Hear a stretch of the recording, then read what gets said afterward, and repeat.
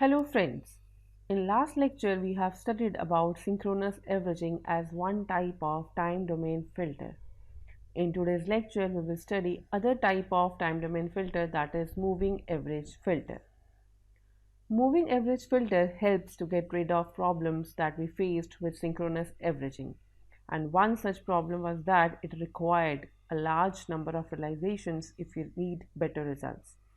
So MA filter can work with a single input of the signal. That means it does not need multiple realizations. Therefore, this technique is much more suited for real-time operations. Now, this equation represents the simplest form of moving average filter. That is, yn is equal to summation k equal to 0 to n bk x of n minus k. Here, yn represents the output or one such realization of the signal, and x is nothing but input. Bk are the filter coefficients or tap weights. Capital N is the order of the filters. K is again time sample index, as we have seen in synchronous averaging filter. It is running from 0 to n, so here n represents, as I mentioned, the order of the filter. Now, to get the transfer function of this, we have to apply the Z transform. That means we want to calculate Hz, which is nothing but Yz by Xz. Yz here is the Z transform of the output. Xz is nothing but the Z transform of input. Here you can get equation 2 as the Z transform, or I can say transfer function of this equation. If we open this summation, you will get the terms B0 plus B1 Z inverse plus B2 Z inverse 2, that is up to Bn Z inverse n, and again it is the order of the filter. Now, this figure represents the signal flow, I can say the implementation of moving average filter. You can see in this figure that input is fed to chain of registers which act as delay components. In each this you can see Z inverse represent one delay sample. And at each stage the output, we can say it is tapped or multiplied with some weight, B0, B1, B2, B3, so on up to Bn, and then all the products are added together to give output Yn.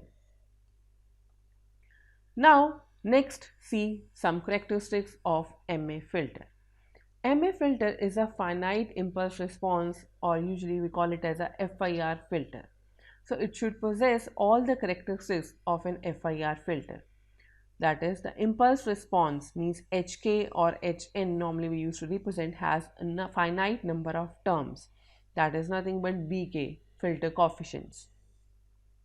And B0, that corresponds to the coefficient of Xn, we usually make it as 1. An FIR filter may be realized non-recursively. It makes the filter as inherently stable because in this there is no feedback involved, and also it makes the filter design easy.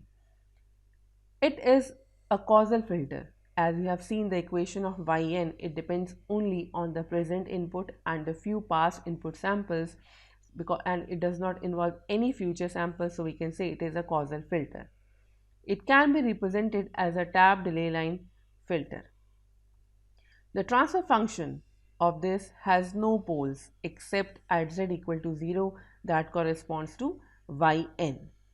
So therefore, from that also you can say that the filter is inherently stable. Now, if we choose the weights in such a manner that these weights are either symmetric or antisymmetric, means Bk equal to B minus K makes it a symmetric filter, and if Bk is equal to minus of Bn minus K, that makes it as a antisymmetric filter. It shows that this filter will possess linear phase. Now, why linear phase is important? Because it has to preserve the shape of the signal. Let's take one example of a moving average filter, that is Henning filter. A Henning filter, it is simply a triangular filter. That means the weights, if you see in this equation number 3, the weights are 1 by 4, 1 by 2, 1 by 4. That makes kind of triangular filter. And also because these weights are all integers, it is also known as an integer filter. Here is the Yn. How we can obtain Hn from this, means impulse response. For that we have to replace Xn as delta n. Delta n means impulse function. If you replace xn by delta n, that means yn will be nothing but hn, representing the impulse response of this filter. How to implement this equation? You can implement this equation again. You see, xn is fed to the delay components, and then the output is multiplied with the tap weights and finally added to produce the output. Let's see the transfer function of this. You have to again take Z transform, that is Hz is obtained as 1 by 4 1 plus 2 Z inverse plus Z inverse 2, and then frequency response we can obtain by keeping Z as e raised to power j omega t in Hz and taking t equal to 1. You can calculate the frequency response, and also we are using this identity e raised to power minus j omega, which is very common identity, cos omega minus j sin omega, and on simplifying little bit you can get this equation of h omega. From this equation you can calculate the magnitude equation and the phase equation. From phase you can see that is h omega, angle of or phase of h omega is minus omega, that means it is a decreasing but a linear function. Now let's see the variation, or I can say spectrum, magnitude versus frequency and phase versus frequency diagram. If you look at this graph, the phase is linear as it shows but decreasing, and the magnitude drooping characteristics is not very fast. If you look at minus 20 decibel, the reduction in magnitude we see that it is up to frequency 400 Hz. So it is very slow kind of reduction. So this shows that with this filter only very high frequency terms would be eliminated. Now how we can improve this? We can increase the number of taps that can give us a better kind of averaging or better filtering characteristics. One such filter is a 8-point or 8-tap moving average filter. It is again an integer filter, but this time if you see the equation for yn, it has all equally weighted or uniformly weighted at all the points. 1 by 8 is the tap weight for all the points. Now if again we calculate the impulse response by keeping xn as delta n, you can get this equation, and this is we have opened the summation in this. Transfer function we can obtain again by using Z transform, and then finally if I want to calculate the frequency response, again I have to substitute Z by e raised to power j omega t and keeping t equal to 1, and finally using the identity e raised to power minus j omega equal to cos omega minus j sin omega, and on simplifying a bit we are getting h omega as this equation number 12. If you see this equation, it is including cosine terms, or simply you can say cos terms. That makes it a symmetric filter, and also the maximum will be at omega equal to 0. Now let's first see the pole 0 diagram or pole 0 plot for this. Assuming the signal is sampled at frequency of 1000 Hz, then the pole 0 plot shows that zeros are located at, you can see in this, 125 Hz, 250 Hz, 375 Hz, 500 Hz and other symmetrical locations. Now check in the spectrum, or let's see the frequency spectrum of this.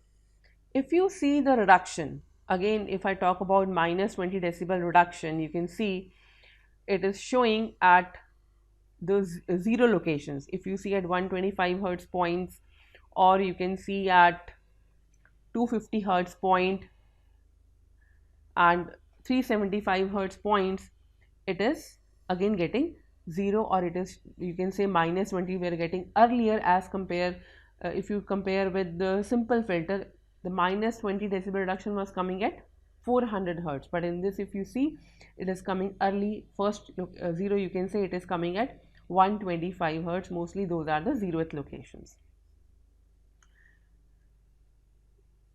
Now if you see the phase, diagram in this, it is also linear, and this discontinuity if you see it is coming at again 0th points.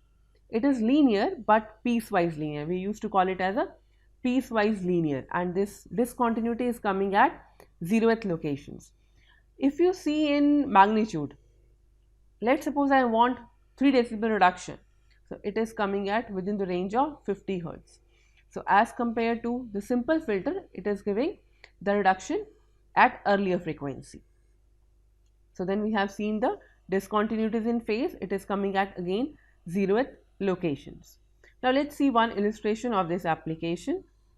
This figure shows an ECG signal with high frequency noise, figure number A, and figure number B shows the result of filtering with the 8-point MA filter. Although the noise level has been reduced in this, but some noise is still present, which is due to the fact that attenuation of this 8-point MA filter is not more than minus 20 decibel at most frequencies, as we have seen in this. In maximum cases, it is around about minus 20 decibels, and except we can say near the zeros of filters, where we can show it is minus 60 or something like that.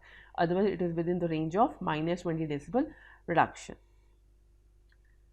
So for this we have to improve more, and we will use some other kind of filters as well. We will study in coming slides or coming lectures. We will study on more types of filters, time domain as well as frequency domain filters. So for now, this was all in this lecture. Thank you so much.